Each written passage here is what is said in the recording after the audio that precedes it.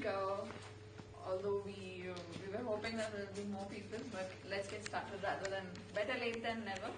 So to get things flowing, let me introduce the roles of the day. I am Anusha M, and I'll be the your Toastmaster for the day. And with the table topic master, we have Ashwin. He has a surprise in store for all of you, so probably we'll have to wait some time for that. Prepared speech evaluator is Shubham, and impromptu speech evaluator is Siddharth Modi. General evaluator will be Vinita. Our counter until Shibani turns up, Shashank will be filling in. And grammarian will be Nidanjan, and timer Rahul. Before we start off with the prepared speeches, Nilanjan, can we have the word of the day? Mesmerized.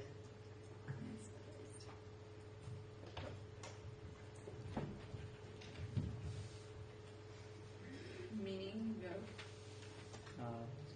Spellbound. Okay.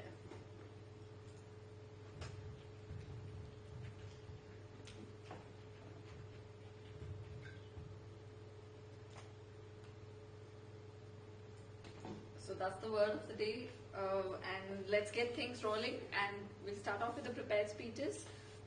Jitendra is not here, so Vinita, can you give?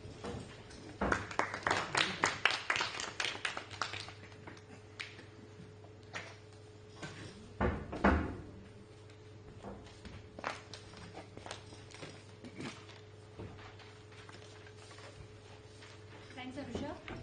Good evening, fellow Toastmasters. So this is my second speech here, and believe me, I was really struggling to find out what should I speak today.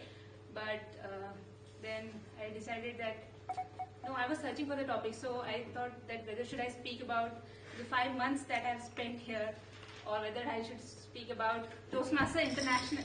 Well, but it's all given on the internet, so I decided that no. Then I looked at the calendar and saw that yesterday it was 12/12/13. So it was the first anniversary of my first visit to Mandu with my ex-roomies. Yes, we visited Mandu on 12/12/12. Well, it was an amazing day.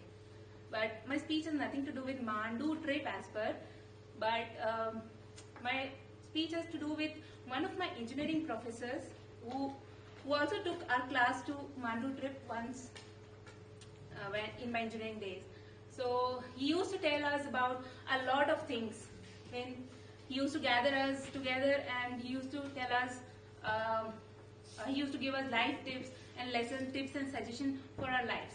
So there are some things which have influenced me very much, and I'm going to tell you about some of those tips.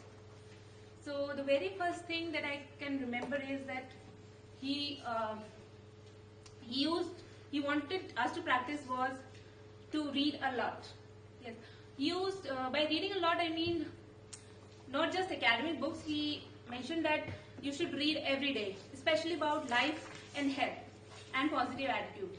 He used to tell us that it is very important to keep a positive attitude in your life. It is very important to keep a check on your diet and your health, and having a smile on your face always.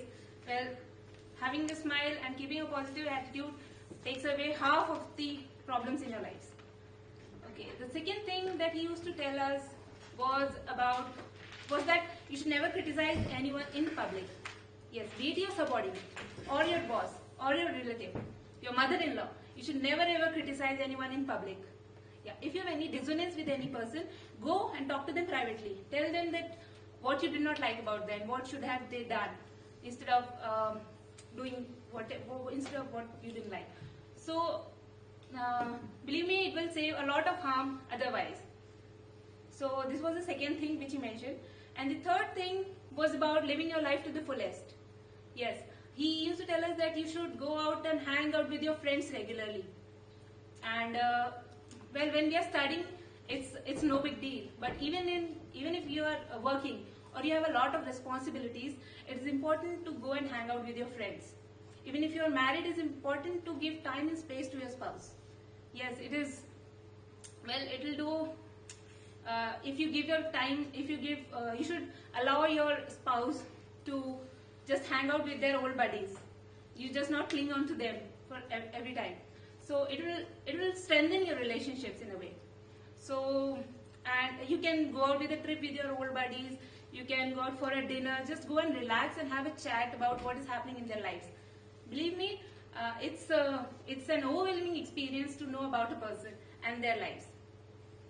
And yes, these are the three things that he used to tell us every time whenever he talked to us, not in an academic way. So I think these have influenced me very much, and I think this would have helped you in some way also. Also about reading, I forgot to mention, he recommended 2 books for us to read, which are very good books. One is How to Stop Worrying and Start Living, and the other is How to Influence Friends, How to Win Friends and Influence People, both by Dale Carnegie. Yes, and so I think this will help you a lot also. I've read the books and they are very good, really. So I end my speech here with one of Dale Carnegie's quote only. It isn't what you are, or what you have, or where you are, or what you are doing that makes you happy or unhappy. It is what you think about.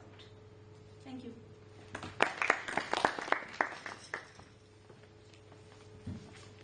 Thank you, Vinita. I hope all of us were very. I was definitely impressed by that very positive attitude kind of speech, and thanks for those pearls of wisdom. Probably, hopefully, that will set the note for our evening today. Next up is Anusha B. Hi, thank you. Toastmasters, the fact is that I'm still a 3-speech Toastmaster. Since 2 months, I guess I've been struggling to come up with a speech topic. I've searched many books. I've searched internet trying to find out what are the options that are available to me. The thing is, I still couldn't come up. But probably it was two weeks ago, I had a session, which was a workshop actually. I forgot. It's a too big name to remember. Something goes like understanding patterns of thinking. There was a video played by the professor. It was a TED talk given by a professor from some foreign university by name Sheena Iyengar, and it was on choice. Probably then I realized that okay, the problem that I've been facing till now is because I had too many choices. The Toastmaster manual, it had a rule saying that the entire speech has to be focused on how to say it, but not any particular topic. It doesn't give you any suggestions. So I then realized, okay, having too many choices also makes me paranoid. So, well, there are no hard and fast rules when it comes to selecting a choice. Then I realized back in my engineering days, I did use some insane things to, whenever there are too many options, I used to come out of the situation sticking to certain facts. Like I go and I try to have some servings, and I think that probably since 3 is my lucky number, I'll take 3 spoons of sugar or probably 3 ladles of rice. And it really happened not many times. Even there was an instance that I had to be there in 2 places, 2 lectures, 2 lectures, and then I was not too sure till the last minute. Then I let the bus decide. I mean, I was standing at the bus stop, whichever bus came, I chose that bus and went to that place. And such was the insanity, because I couldn't figure out where to go at that point of time. So why exactly do we face this? Probably it's because the difficulty for us to find out the minute differences between 2-3 choices.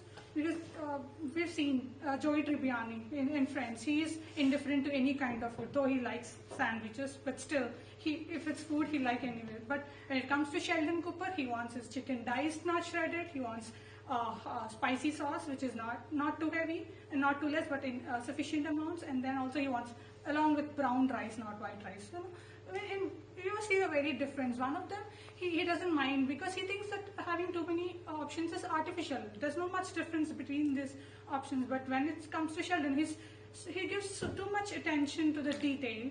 So probably the value of the choice lies in how you perceive the options, what difference. If when someone doesn't find any difference between the options, it drives him crazy. Sometimes it drives me crazy.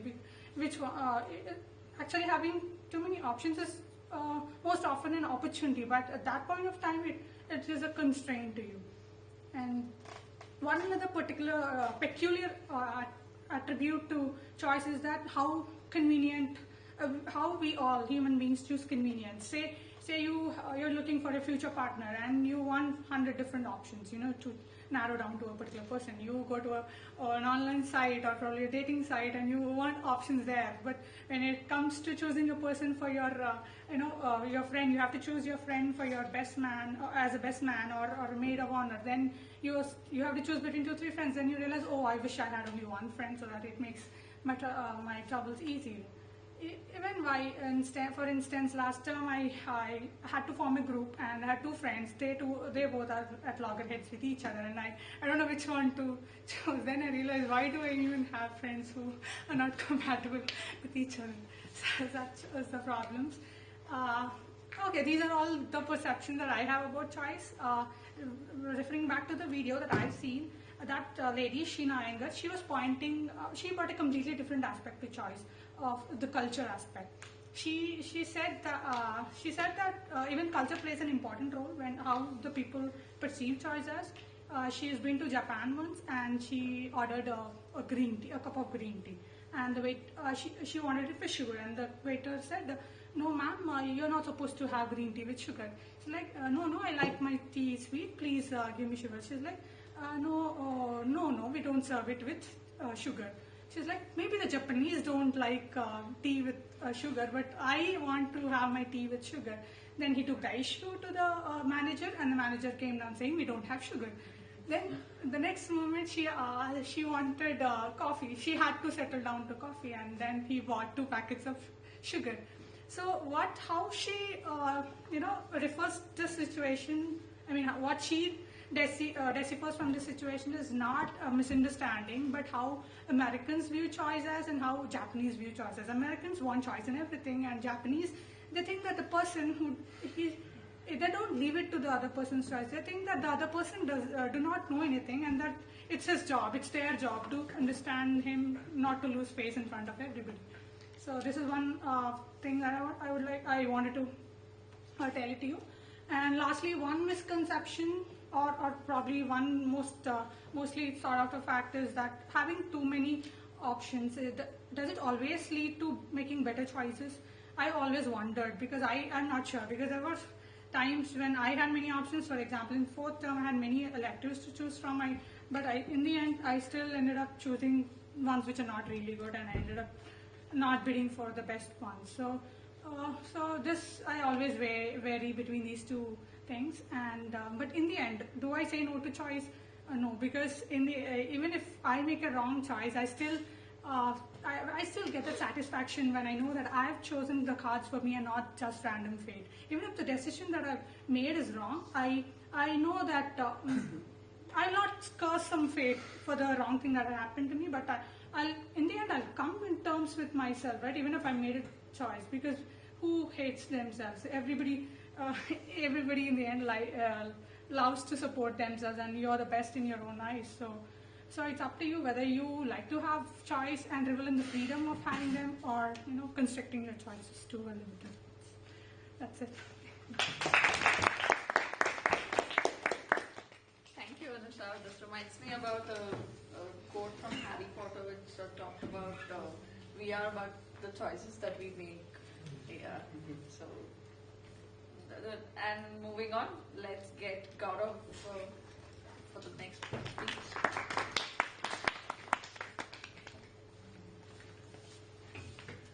Hello everyone, hello Toastmaster. Like Anushka and Vinita, selecting topic is pretty tough. So I was also wondering what to select, and few weeks back we had a lot of session on branding. So I want to talk about something about what makes brands powerful. We all buy brands, not products. We don't buy a cold drink, we go for Pepsi. We don't like a computer, just a computer, but Apple. So a common misconception we have about brands is that they are logos and names, but actually it is what you are and what you stand for. There was and actually it's you who make those brands and who you stop them, and they mean what you want them to mean. And once a marketing guru named Webb Whiteman, he told a very interesting thing about brand. That when people start using your brand as a verb, it's remarkable. Like when you say Google it, than saying search on internet. You say Photoshop the picture, than saying editing the picture. So, but what makes this brand great and mesmerizing is really difficult to understand. If we take an example of Google, the fact is Google has same resources as other companies. The same resources, the same talent, the same consultant to advise them. But what makes it smarter than the other competitors? Let's consider a scenario when you are placed in a city which is completely unknown to you, without any mode of communication or contact. How do you feel? We all feel lost, right? And this is where Google come in. All the products and services they provide are closer, are offers that you can never be lost in your life. Never ever be lost in your life. Even when you enter google.com and press an enter, you get a completely white page with Google at the center, saying that even it doesn't matter how lost you are, we are there to help you. So this is what makes brands great. I like to also talk about Apple, and there was actually a person named Simon Sinek. He suggested that he discovered actually a pattern with what made these brands different from others. It was that the way they communicated was completely opposite to the other brands.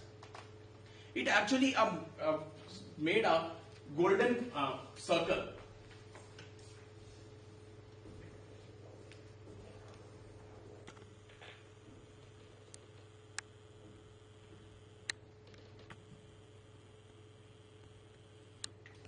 This is what we do, this is how we do, this is why we do. Both the people in an individual organization, they know what we do, 100%. Few know how they do through USPs and point of differences, but most of them don't know why they do it. It's not profit, it's never. Profit is just an outcome. By why I mean is that it is what the purpose, what the belief and the reason why an organization exists. So if you take a simple IT company, they say that they make great computers by making them beautiful and smart, want to buy them to a customer. This is the value proposition they give. And when you see to Apple, they start from here. They say every day what we do is to change the status quo. And to change the status quo, we do it by thinking differently and changing your life in a different manner and making it simpler. We happen to make computers. Want to buy them? So it's different, right? It's different. It's actually, but what I have done, I have just transformed the information from upside down, and it makes a difference. And that is the reason why people stand in line for 10 to 20 hours and wait for to have their new launches. And I want to talk about Nike. Nike was founded in 1964, and it started as a good quality footwear. Nobody cared. They didn't even the sales were exactly same to the other brands. In 1976, what they did, they ran a campaign saying there is no finish line, and there was no whatsoever mention about the product they have. It was just a campaign saying there is no finish line, and people started associating Nike with perseverance, never back down attitude, and motivation. And Nike captured a 50% of the market share in sports wears. So this is actually the same happens with life. Life is more kind of a brand itself. We tend to follow the others in this golden circle, the other IT companies, and end up doing the same thing, and which where we could have done something different, or something which we believe in. We are so much engrossed in our status quo of achieving early success and high salaries that we tend to neglect the risk of following our dreams. So what is in our mind basically is to be ahead of the rat race and do what others are doing. But what if you are running in the wrong direction? If you are running in the direction which is not meant for you, then it would be the worst time management as possible. So I like to end my speech by saying that it's okay to start slow, like the Nike, but it's the end that matters.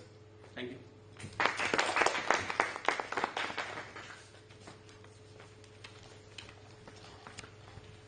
Thank you, Gaurav. I was a little lost because you started off with brands and then ended with people. So it was a very multi-dimensional speech, and all of us could relate to that. Next up, can we have Shibani?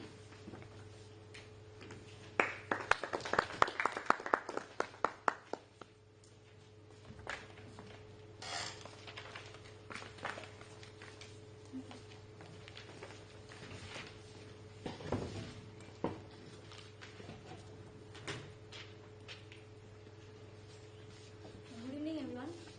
My topic is mass and motivation. First, I want to share how this idea came to my mind. Last week, I was watching one speech of Hitler, and you can't believe I was.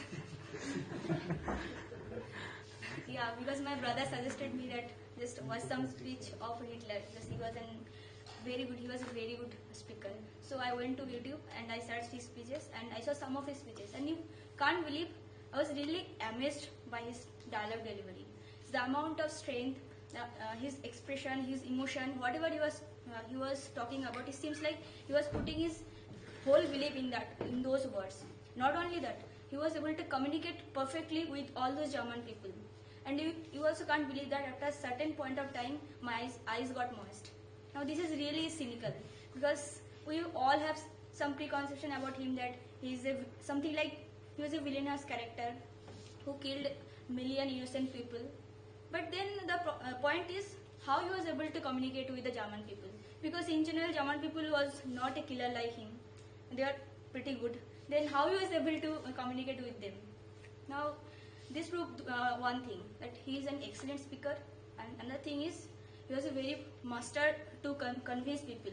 You can say master who can persuade people and who can communicate with them. Now, how he was possible? So, if we go through his speeches, I can understand that he considered German people as an entity, not an individual. So what happens? He also told in one of his speeches that in general, great masses, they lack intellectual ability. So they used to drive by emotion. They lost their individual rationality. So they cross every boundary to show their emotion. And he hit this. And he manipulated this point. Not only him, this point was perfectly supported by Sigmund Freud, as you know. Like as Sigmund Freud said that some group, they usually show some particular characteristic. Like when you are in group, you cross every boundary to show your emotion. Group usually lacks intellectual capability, and Hitler and his Nazi party, they know this perfectly, and they exploited this characteristic of group. Not only this, if you just study the basic human psychology, you can understand that most of the crowd, they want some violence, or you can say dominating behavior in their leader. They want to be ruled. Sometimes they want to be oppressed by their leader. Not only this, they want some very strong characteristic in their leader. So this is something like human psychological need, and Hitler exploited this need, and he fulfilled this psychological need of all those people. So not only this, something like means, at that time German economy was very bad, and Hitler showed them some, what can I say, hope that this whatever policy he is taking, that will be good for them. Though that may be unethical, but ultimately that is the only option. It will only bring good for them. So what I can say is, though maybe Hitler's intention was not good, but somehow he was able to communicate with people. Maybe that is through his action, through his emotion, and the way he gave stress in every word. Not only this, I can say like this. He communicated with people like that. He and his Nazi party is perfect for them. They proved their strength, the trustworthiness with them. Like the Hail salutation, what was made famous by this Nazi party. They just proved their strength. And also, he very often used that either or policy. It used to create some, what can I say, illusion in those people's mind that whatever he is doing, maybe that is unethical, that is good for them. Now ultimately I can say that yeah, he may be a villainous character, but yeah, he know human psychology very good. Now coming to current, what I am saying this mobocracy, this exploitation of mob, I am seeing the same behavior currently in India. If India also currently you can see, whenever some incident happens, mob don't know anything, but they started doing action. Something like they are following someone's belief. They don't know what they are doing, whether that is correct or not. They just lost their rationality. So it is something like, though you are free physically, but you are colonized mentally. So you are only waiting for some dictator who will just exploit your this colonized mind for something, some destructive or constructive. So last again, Freud.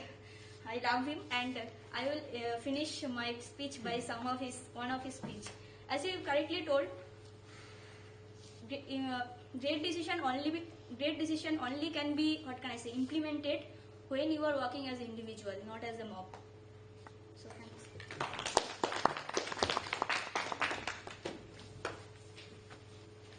Thank you, Shibani. I don't know about Hitler.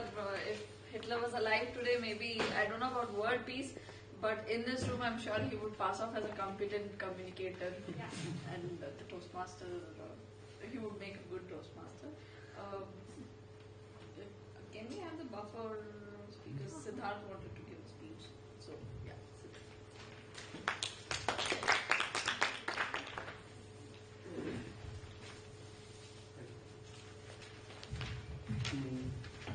So I'll start off with, like all my predecessors, I didn't have a topic for the speech initially, but for a long time I've been gestating and thinking about talking about this particular concept that I came across. It's a very popular realm of research that was popularized around 2008 by discovery of this new technology called fMRI, that is focused magnetic resonance imaging. Now that's a lot of science talk, but basically what it does is it allows magnetic field to visually image how your neurons are bursting in your brain. So suppose whatever daily activity you do, as long as you do it within an fMRI field, you can know exactly which part of your brain is bursting with neurons and electrical charges at what frequency, at what intensity. So this engendered a huge field of research from all the way from psychology, philosophy to management. There's a lot of hoopla about it, and it's still going on. So one of the interesting things that I came across while watching one of those Discovery or National Geography channels was they actually made people talk within an fMRI machine, a field, to see how conversations induce our brains, how neurons are bursting. So they found a strange thing that when two people say hi to each other in English and two people say hi to each other in German, although the same part of their brain bursts, responsible for speech, responsible for conversation, social interaction, the patterns were very different, although it shouldn't be, because acoustic patterns shouldn't have such a huge difference. They were completely different patterns. So it wasn't because there were different phonetics in German and English, or for that matter any other language. It was because basically deep down, when you go down into cultural differences, situations where two people say hi to each other in English is a lot different from situations where two people say hi to each other in German. They're culturally different, and they set off different triggers in our minds. So right now it's difficult for us to even fathom how a simple act of greeting someone can be so different. But so I finally come to the organized part of my organized speech. So I related this to reading books, which I always loved, and they also noticed, FMRI people, that reading books was exactly it. What do you say? Triggered the same parts of your brain that that were triggered while having conversation. So that is understandable because books are having conversation with the author. A lot of empathy is involved. So it was the same thing, and I got a feeling that different books are having conversation with different people. And if you read a lot of varied books from different timelines, different cultures, it'll be like having conversations with really different people. So I got thinking and I started reading really different books from different timelines. So you notice, as long as you've not boxed yourself into a particular timeline or culture in terms of authors, you notice a lot of books are very different. Most of us haven't read Mahabharata, but when we compare them with books today, we obviously know the differences, the cultural differences when people greet each other, the undertones of respect. So all those, no matter what our elders might say, they're just different cultures, not better and worse cultures. So the organized part finally is, I'll introduce you to 3 books that I read and how I can relate it to my information in FMRI and all these inferences. So I got to reading a lot of translations after knowing all this, because the best way was to read translations and get to having conversing with people from different cultures. Since I didn't know German, French or Spanish, translations were the next best thing. So the 3 books were, the first one was a book called Metamorphosis by Franz Kafka. It's a very short book, 90-page book. So what I noticed in the book, you can infer from popular culture as well. The Germans are very efficient people, very philosophical in tone, very low-key. You don't see a lot of scandals in the German land.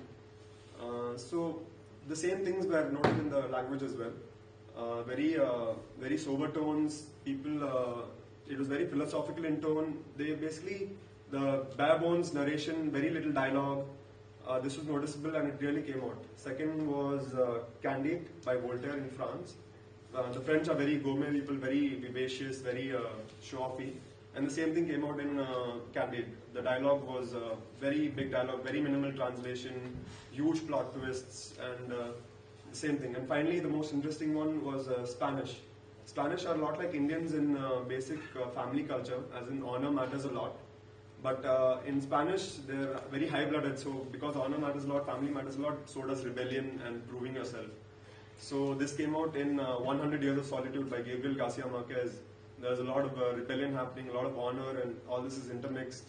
And it's very interesting. So actually, to the point where when you read these books, you stop feeling like you're reading a book, and it almost becomes a different experience. It's so different. It's nothing like reading Agatha Christie or these normal books you read these days. So I encourage everyone to try out different books, no matter different timelines or different cultures. So that's it. Thank you.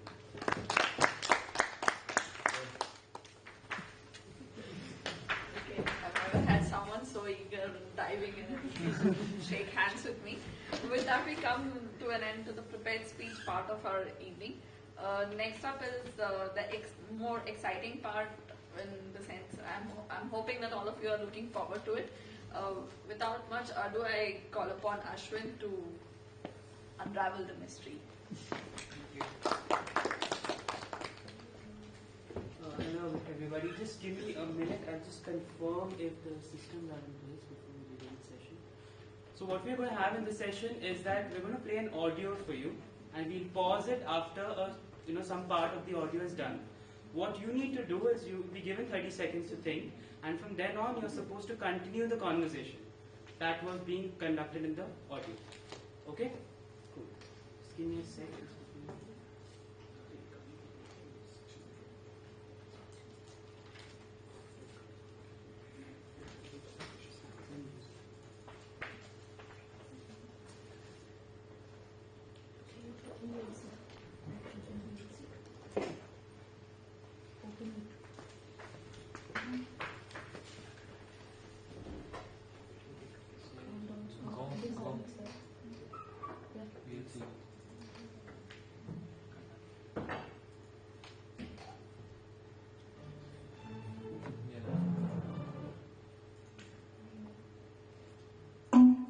Let's have the first speaker.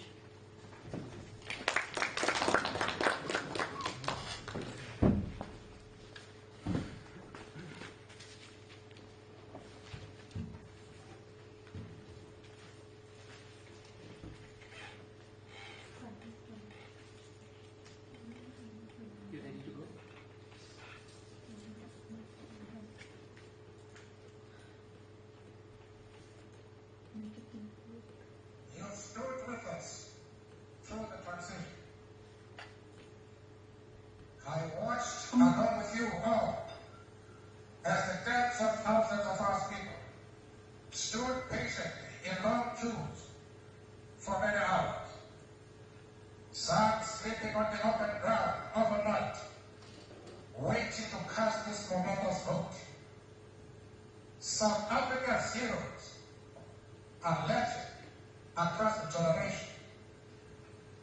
But it is you, the people, who are our true heroes. I don't understand it. Okay, I mean, You give can a increase of the what is volume happening. and I play just it again. increase the no, volume. rather than just few what is happening, I will continue. Okay, it's a speaker who is speaking about the struggles of his people. Okay, see the happening in South Africa. Yes. If you want, I can play it again for you. You stood with us through the transition. I watched along with you all as the tens of thousands of our people stood patiently in long queues for many hours. Some sleeping on the open ground overnight, waiting to cast this momentous vote. South Africa's heroes are legend across the generation. But it is you, the people, who are our true heroes. Start? Let's start.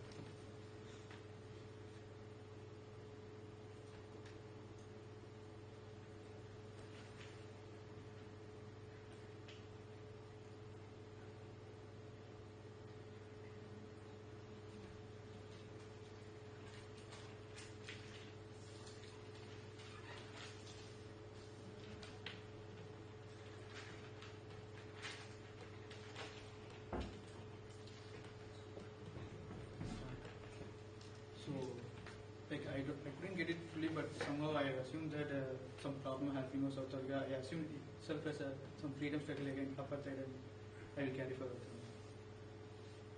Hello, people. So we are now against the struggle of equality, which is the common right which we are about to get. We might be pushed by the other country people, the foreigners who just came across our country and start pushing their own policies over them. They want to rule over us by means of pushing slavery and other means. But this is the time. We have to waken up. We have to get united. We have to follow up. We just don't give up. You might know a lot of history where the people have got together and worked as a team and they won for their cause. Here, I am calling upon you. Join with me. If you don't know where to go, follow me. I will take you a place where you want to be, and we will work against it, and we will get our freedom to make our generation live on their own course. Thank you. Any guesses who the speaker is? Nelson Mandela. That this was the speech that he had given when South Africa had won its independence. This was their independence day. Okay, moving on. Next, Shubham.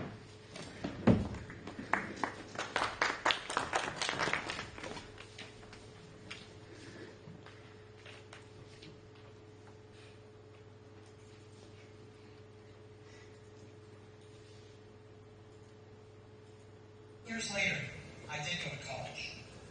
But I naively chose a college that was almost as expensive as Stanford. And all of my working class parents' savings were being spent on my college tuition. After 6 months, I couldn't see the value. I had no idea what I wanted to do with my life, and no idea how college was going to help me figure it out.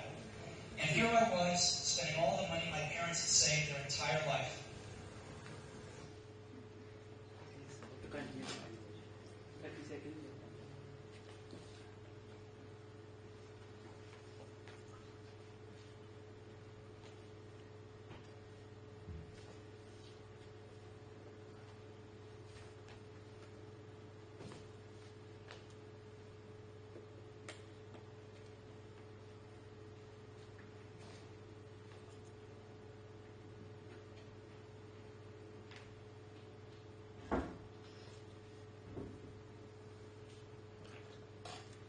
Okay, so I think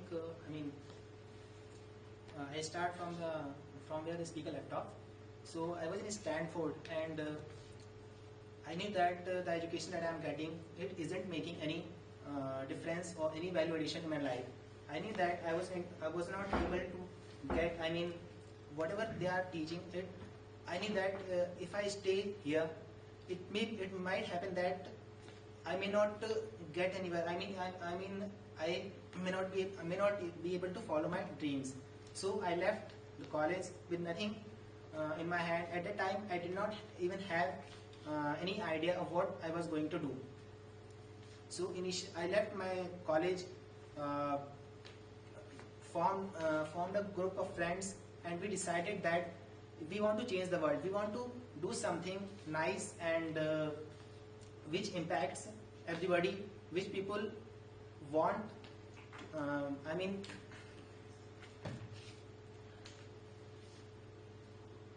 Which people want to have. So.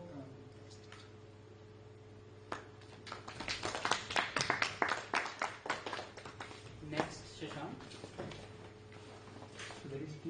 Steve Jobs. Yes, that was Steve Jobs on his Stanford on stage.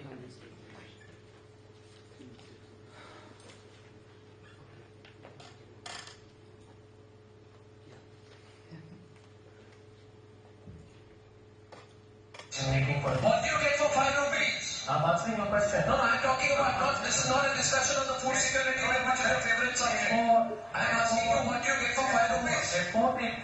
That's right. What do you get for 5 rupees? Sir, the rhetorics. Before I answer rhetorics. That's a fact. You answer the fact. And statistics don't lie. Well, statistics don't lie. And I'm not let me tell you, let's not trivialize the discussion on porn. What do you get for 5 rupees? It's the most relevant discussion today.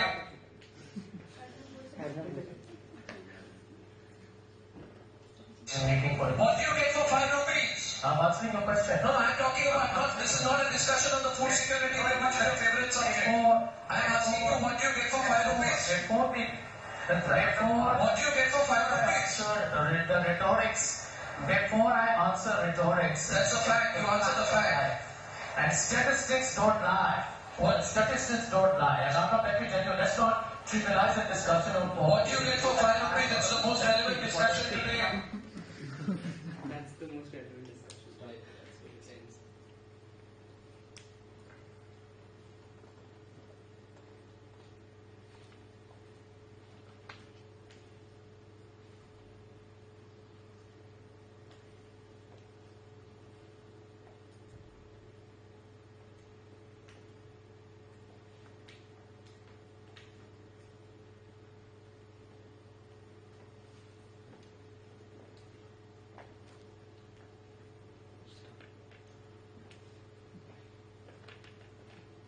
You are the government.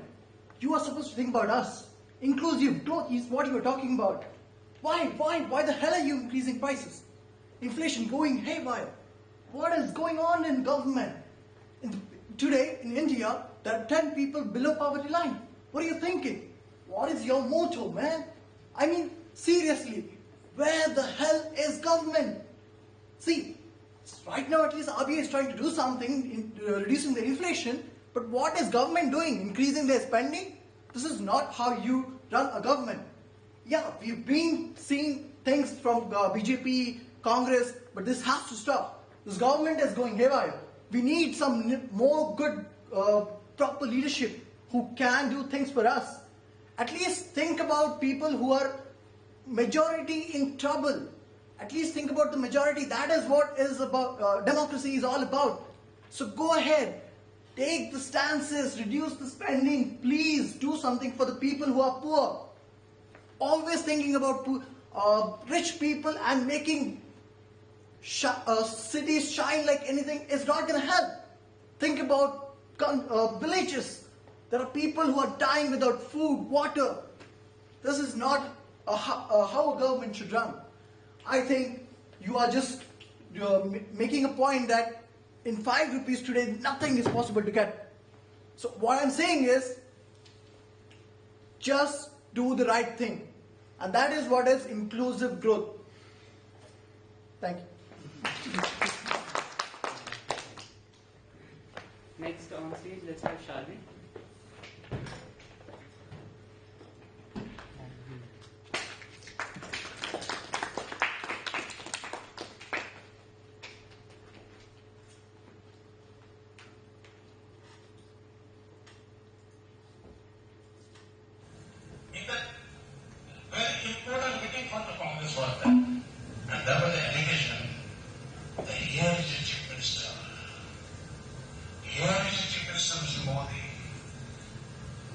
He's having 250 clothes of bags of clothes.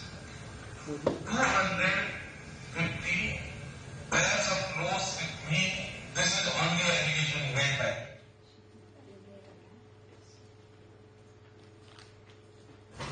In the very important meeting for the Congress was that, and that was the allegation that here is the Chief Minister. Here is the Chief Minister, Mr. Modi. He is having 250 clothes of bags of clothes. 250 bags of clothes with me. This is only an allegation made back.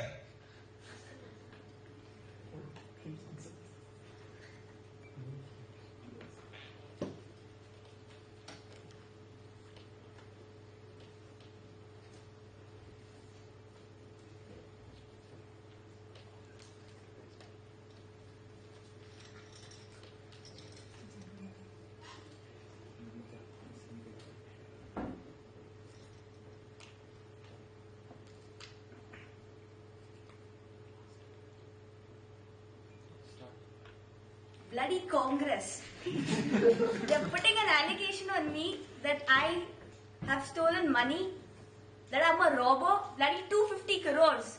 Has that fucking Rahul Gandhi even seen that much money? He's a kid in front of me. The experience I have, I'm Modi after all, Narendra Modi.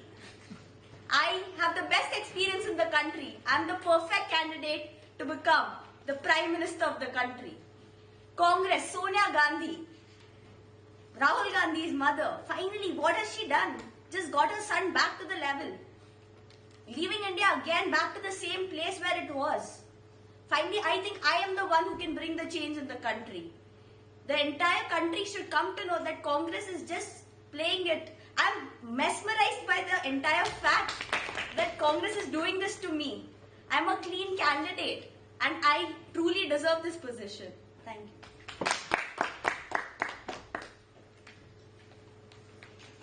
Okay, that was really happy reply. Any guesses? The one before was an extract from Arnab Goswami's interview, and this one was from Mr. Modi's speech at Chennai, and it was 250 pairs of clothes. It was clothes, even I thought it was money. I didn't bag some money.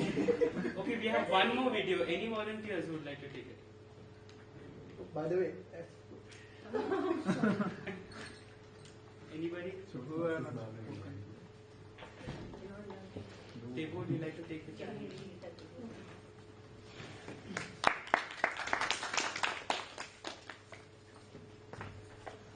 just because elections are going on, you're playing politics. Don't play anything political. Okay, no. But all that aside, we still have a problem, and it's a real problem. And the problem is this: women are not making it to the top of any profession anywhere in the world. The numbers tell the story quite clearly. 190 heads of state, 9 are women. Of all the people in parliaments in the world, 13% are women. In the corporate sector, women at the top, C-level jobs, board seats, tops out at 15-16%. The numbers have not moved since 2002 and are going in the wrong direction.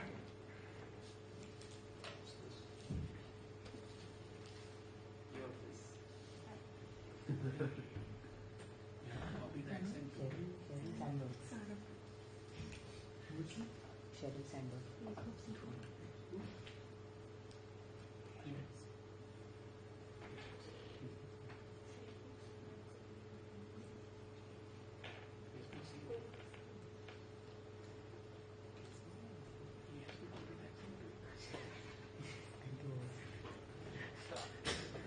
So, as you heard, women are at the top of the corporate world, the corporate, the college, wherever you see. Just look at your Toastmasters club. The only people who actually attend regularly are women. And the people who actually regularly come to office are women. The one who actually don't go out to smoke outside on the pavement every second, every 5 minutes or so, they are women. They are also the ones who proverbially don't bitch about their colleagues behind their back. They are the ones who are also women. They are also